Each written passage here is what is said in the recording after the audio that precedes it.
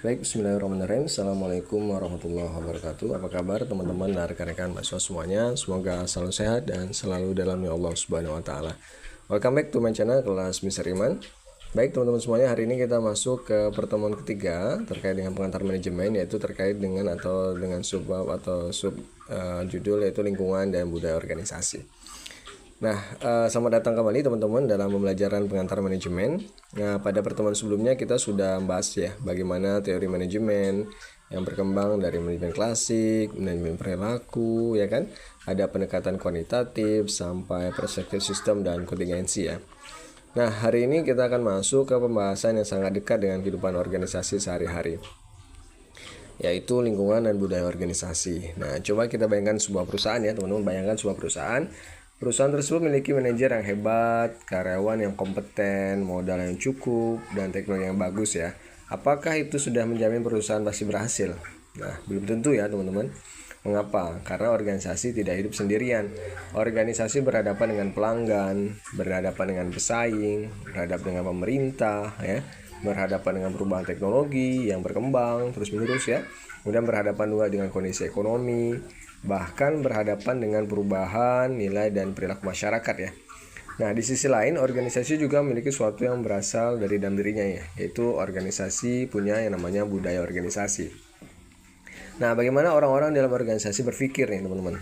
Bagaimana mereka bekerja, kemudian bagaimana mereka berkomunikasi, apa yang mereka anggap penting gitu ya, dan bagaimana pemimpin memberikan contoh gitu ya.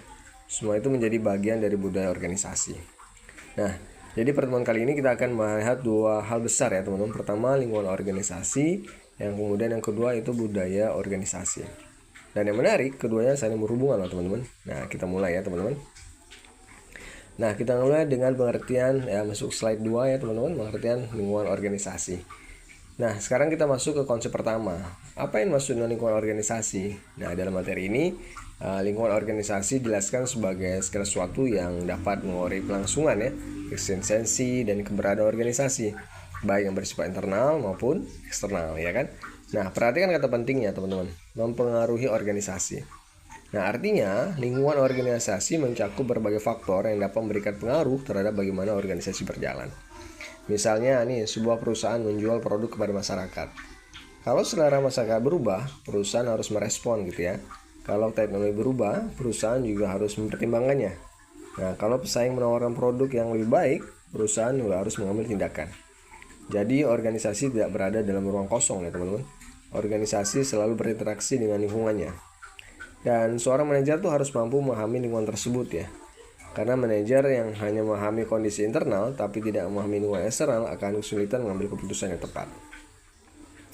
Oke, kita masuk ke slide ketiga, yaitu terkait dengan lingkungan internal ya teman-teman. Nah, untuk lingkungan internal ya teman-teman, sekarang kita mulai dari lingkungan yang paling dekat dengan organisasi, yaitu lingkungan internal. Nah, dalam materi ini ya teman-teman, lingkungan internal mencakup siapa yang berada dalam organisasi, kebijakan yang dibuat organisasi, aspek kepemimpinan, sarana dan prasarana, serta budaya organisasi. Jadi kalau kita ingin mengetahui kondisi internal sebuah organisasi, kita bisa bertanya nih, siapa orang-orang yang bekerja di dalamnya, bagaimana kualitas sumber daya manusianya, bagaimana pemimpinnya, bagaimana kebijakannya, apakah fasilitasnya memadai, dan yang tak kalah penting teman-teman, bagaimana budaya organisasi tersebut ya kan. Misalnya nih, ada dua perusahaan yang bergerak di bidang yang sama ya. Ada perusahaan bergerak di bidang yang sama, kemudian keduanya memiliki modal yang hampir sama, teknologinya juga hampir sama, tapi perusahaan pertama memiliki komunikasi internal yang buruk nih, pimpinan yang tidak jelas, dan karyawan yang tidak merasa dihargai. Sementara perusahaan kedua memiliki pimpinan yang baik nih, komunikasi yang terbuka, dan budaya kerja yang mendukung gitu ya. Nah, menurut teman-teman, apakah hasil kedua perusahaan tersebut akan sama? Belum tentu ya. Inilah mengapa lingkungan internal sangat penting ya.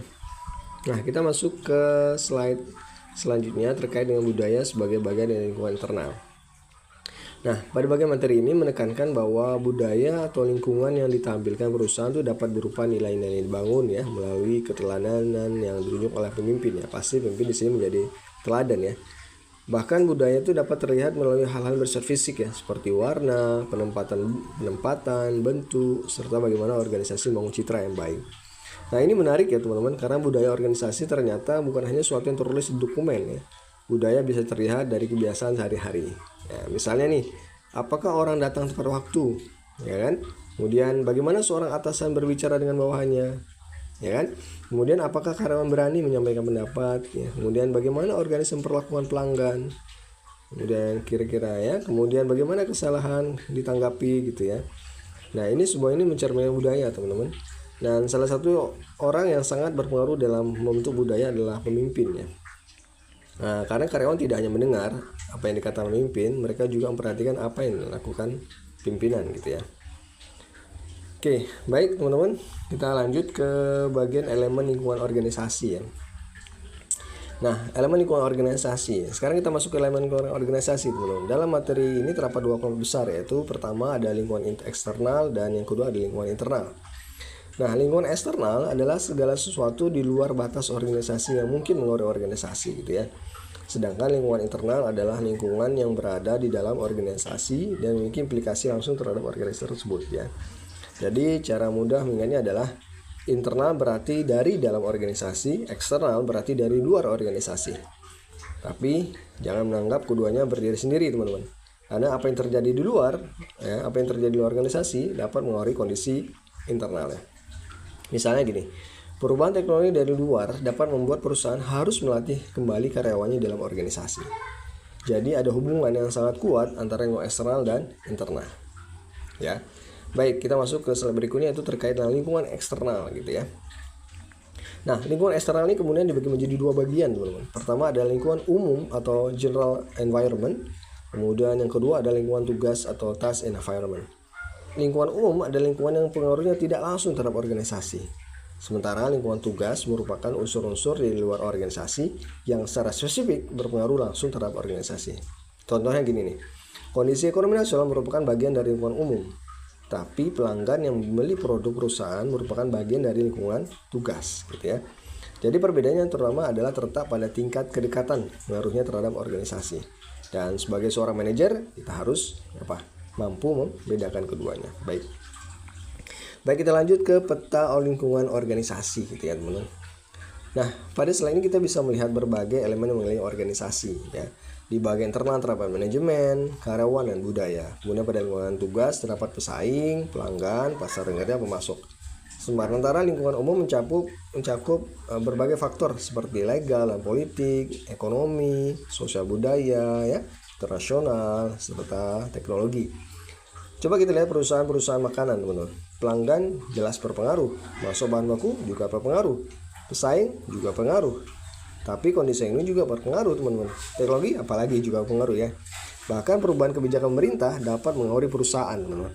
Artinya seorang manajer harus memiliki kemampuan melihat organisasi secara luas. Tidak hanya melihat apa yang terjadi di dalam kantor, tapi juga melihat apa yang sedang terjadi di luar organisasi. Ya kan?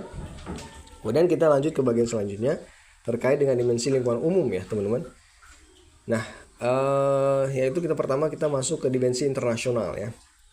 Nah, sekarang kita mulai membahas berbagai dimensi lingkungan umum ya. Yang pertama adalah dimensi internasional.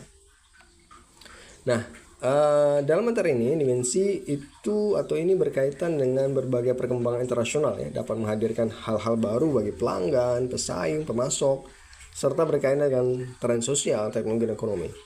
Nah, di era sekarang batasan negara itu semakin tidak berarti bagi dunia bisnis ya. Karena kalau di saat terjadi apapun sini udah langsung sekejap udah tahu ya.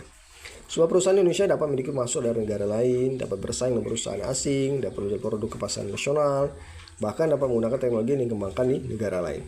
Nah, karena itu teman-teman? Manajer harus memiliki wawasan yang lebih luas. Tidak cukup hanya mengetahui kondisi lokal. Perubahan di negara lain juga bisa memberikan dampak terhadap kondisi dalam negeri.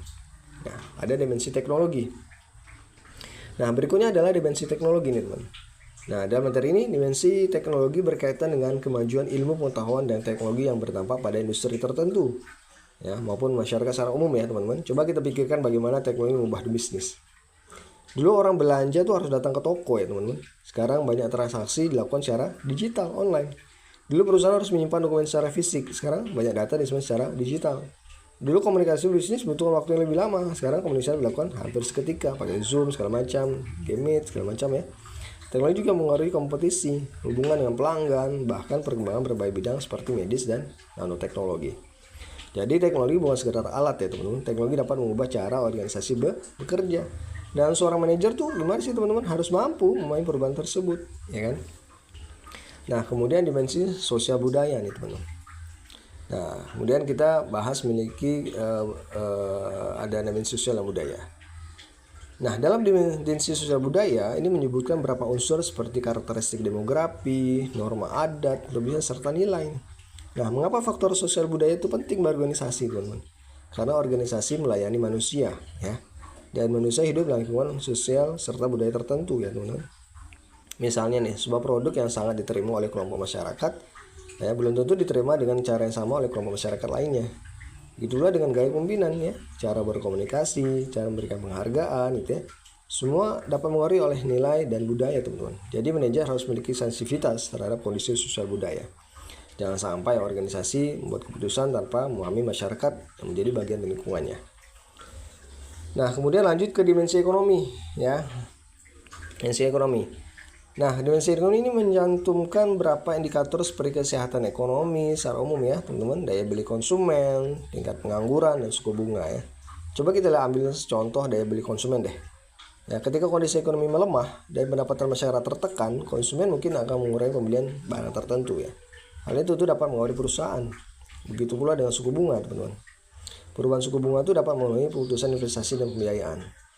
Nah, kemudian dalam materi ini juga menyebutkan bahwa beberapa tren seperti frekuensi merger dan akuisisi serta vitalitas sektor usaha kecil, ya. Merger itu menggabungan, ya. Ya, kemudian artinya manajer memperhatikan indikator ekonomi, ya, karena keputusan organisasi sangat sulit dipisahkan dari kondisi perekonomian. Ya. Kemudian kita masuk ke slide terkait lingkungan tugas, ya. Ya, lingkungan tugas, ya. Sekarang kita belajar dari lingkungan umum menjadi lingkungan tugas. Nah, lingkungan tugas itu merupakan sektor yang memiliki hubungan kerja langsung dengan organisasi, ya. Ya, dalam materi ini terdapat beberapa unsur, empat unsur penting, ya. Ada pelanggan, ada pesaing, ada pemasok, dan ada pasar tenaga kerja. Nah, mari kita lihat satu persatu secara sederhana, ya. Pelanggan adalah pihak yang menggunakan atau membeli produk dan jasa organisasi, teman-teman. Pesaing adalah organisasi lain yang menawarkan produk atau jasa yang dapat menjadi alternatif bagi pelanggan. Nah, pemasok menyediakan sumber daya yang dibutuhkan organisasi. Sedangkan pasar tenaga kerja berkaitan dengan kesejahteraan orang-orang yang memiliki kemampuan yang dibutuhkan organisasi. Nah, jadi keempat unsur ini sangat dekat dengan kehidupan organisasi sehari-hari. Nah, kemudian kita masuk ke pasar tenaga kerja, ya. Nah, sekarang kita fokus pada pasar tenaga kerja, teman-teman. Nah, materi ini menunjukkan terdapat kekuatan yang mengaruhi organisasi saat ini. Salah satunya adalah meningkatnya kebutuhan terhadap pekerja teknologi informasi yang melek komputer. Kemudian ada kebutuhan investasi berkelanjutan dan dalam sumber daya manusia melalui rekrutmen, pendidikan, pelatihan. Nah, selain itu, blok perdagangan internasional, otomatisasi, outsourcing, dan relokasi fasilitas juga dapat mengaruhi tenaga kerja, ya, teman-teman. Nah, ini menunjukkan bahwa kebutuhan tenaga kerja itu terus bertumbuh. Dulu keterampilan tertentu mungkin sangat dibutuhkan, ya, tapi ketika teknologi berkembang, keterampilan dibutuhkan juga berubah, ya. Misalnya bagian pembukuan segala macam sekarang sudah ada AI, gampang sekali, teman-teman. Karena itu organisasi tidak cukup hanya merekrut orang, organisasi juga harus mengembangkan orang. Disinilah pentingnya pendidikan dan pelatihan dalam organisasi. Nah, ini bagi mahasiswa ini menjadi pelajaran penting, ya. Jangan hanya berpikir saya kuliah untuk mendapatkan ijazah, tapi pikirkan keterampilan apa yang akan saya bawa ke dunia kerja. Karena perusahaan kerja terus berubah, teman-teman. Nah, kemudian kita lanjut ke bagian kelima terhadap adaptasi terhadap lingkungan, ya. Kita masuk ke mengadopsi lingkungan, ya. Nah, kita masuk ke bagaimana organisasi menghadapi lingkungan. Nah, dalam materi ini terdapat beberapa pendekatan seperti rentang batas, kemitraan antar organisasi, merger, atau usaha patungan. Intinya adalah organisasi tidak selalu hanya bisa bertahan dengan bekerja sendirian. Kadang organisasi perlu membangun hubungan dengan organisasi lain. Misalnya bekerja sama dengan pemasok, bermitra dengan perusahaan teknologi, ya, membentuk usaha patungan, bahkan dalam kondisi tertentu melakukan merger, ya, teman-teman. Mengapa kira-kira? Karena lingkungan semakin kompleks, teman-teman. Organisasi membutuhkan sumber daya dan kemampuan yang mungkin tidak semuanya tersedia secara internal. Maka kemampuan membangun hubungan dengan pihak luar menjadi sangat penting. Oke, nah kemudian kita masuk ke lingkungan eksternal dan ketidakpastian. Nah, sekarang kita masuk pada konsep yang sangat penting dalam manajemen, ya, ketidakpastian lingkungan, ya. Lingkungan organisasi tidak selalu dapat diprediksi, teman-teman. Ada lingkungan yang relatif stabil, Tapi ada juga lingkungan yang berubah sangat cepat ya. Bayangkan sebuah perusahaan yang berada di industri teknologi nih, perubahan dapat terjadi dalam waktu sangat singkat.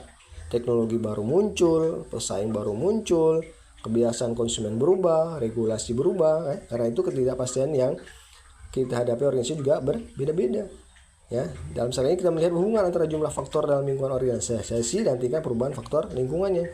Semakin banyak faktor yang harus diperhatikan dan semakin cepat faktor tersebut berubah, semakin tinggi pula ketidakpastian yang dihadapi organisasi. Ya, maka manajer membutuhkan kemampuan adaptasi yang besar ya teman-teman. Nah, kemudian masuk ke intelijen kompetitif ya.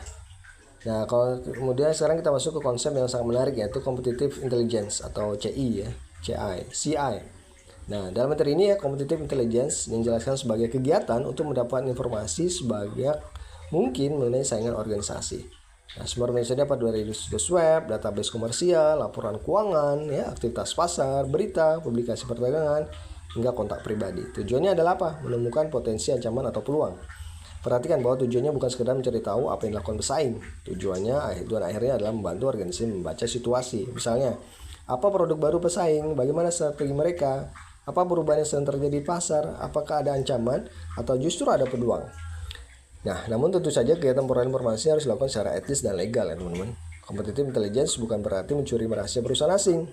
Yang kita bicarakan adalah bagaimana organisasi memanfaatkan informasi yang tersedia secara tepat ya untuk membangun pengambilan keputusan. Nah, selanjutnya kita ke bagian kemitraan organisasi. Nah, kemitraan antar organisasi ya. Ya, untuk kemitraan organisasi ini menunjukkan adanya pergeseran paradigma ya. Hubungan antar organisasi semakin menekankan kepercayaan ya, nilai tambah bagi kedua pihak, transaksi yang adil, serta prinsip bahwa semua pihak itu memperoleh manfaat. Ini menarik ya teman-teman.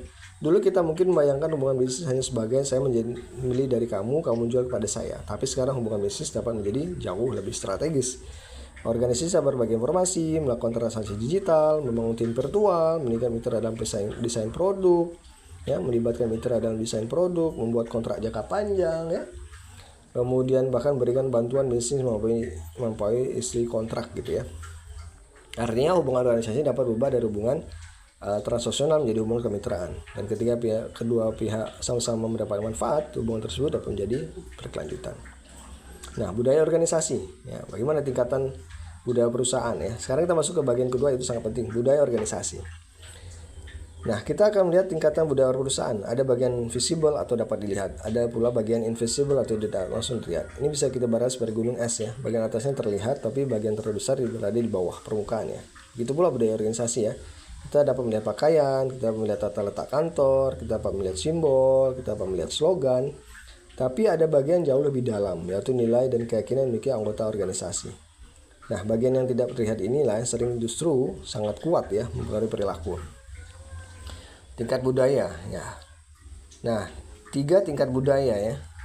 Jadi tingkatan budaya pertama adalah artefak ya. Artefak adalah berupa pakaian, tata letak, ya, tata letak kantor, simbol, slogan, upacara ya. Kedua adalah nilai yang diungkapkan, misalnya nilai atau prinsip secara resmi dikomunikasikan organisasi, atau slogan atau motonya ya. Ketiga adalah asumsi dasar yang kena mendalam ya. Mari kita akan contoh. Sebuah perusahaan mengatakan kami menghargai inovasi. Itu adalah nilai yang dinyatakan. Tapi kemudian karyawan mencoba sesuatu yang baru selalu dimarahi ketika gagal. Apa yang terjadi? Nilai yang tertulis mengatakan inovasi, tapi perilaku organisasi menunjukkan bahwa kegagalan tidak diterima. Maka ada ketidaksesuaian antara nilai yang dinyatakan dengan praktik yang sebenarnya. Ini penting untuk kita pahami ketika mempelajari budaya organisasi. Ya, kemudian langsung masuk ke manifestasi budaya yang terlihat. Ya, budaya organisasi dapat terlihat melalui berbagai manifestasi ya. Dalam materi ini terdapat simbol, cerita, pahlawan, slogan, upacara. Maka mengapa hal ini penting ya teman-teman? Karena simbol dan cerita membantu organisasi menyampaikan apa yang dianggap penting. Misalnya, sebuah perusahaan memiliki cerita yang seorang karyawan yang sangat berjasa.